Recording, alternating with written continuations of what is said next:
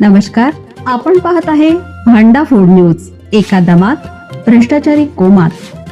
Social media, कर्जबाजारी, गुन्हेगारी, सट्टेबाजी, चोरी, मटका, जुगार, दारू, सावकारशाही, न्यायाच्या प्रतीक्षेत प्रशासन. भांडाफोड न्यूज. एका दमात भ्रष्टाचारी कोमात.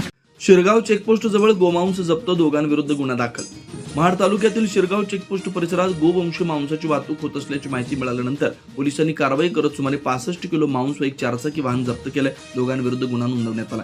कारवाई 15 फेब्रुवारी रोजी सुमारे 2च्या सुमारास झाली. या प्रकरणी महाड शहर पोलीस ठाणे भारतीय न्यायसंहिता 2023 कलम 325, 35 तसेच महाराष्ट्र प्राणी संरक्षण अधिनियम 1976 मधील संबंधित कलमान्वये गुन्हा दाखल करण्यात आला. पोलिसांनी दिलेल्या माहितीनुसार आरोपी जफर अब्दुल मस्जिद गीते राहणार जुई बुद्रुक महाड आणि शहबाज अब्दुल्ला मुंडे राहणार जुई महाड यांच्या विरोधात कारवाई करण्यात आली.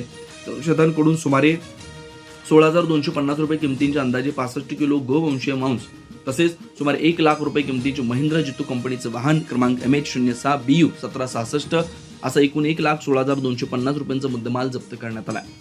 प्राथमिक तपासात संबंधित मांस विक्रीच्या उद्देशाने वाहनातून वाहतूक केली जात असल्याची माहिती समोर आली.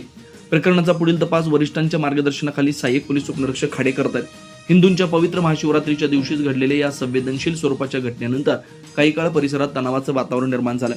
दरम्यान पोलीस कारवाईची माहिती मिळताच मोठ्या संख्येने गोरक्षक शिरगाव चेकपोस्ट नाक्यावर जमा झाले होते. मात्र पोलिसांनी परिस्थिती नियंत्रणात ठेवत कोणताही अनुचित प्रकार घडू दिला नाही.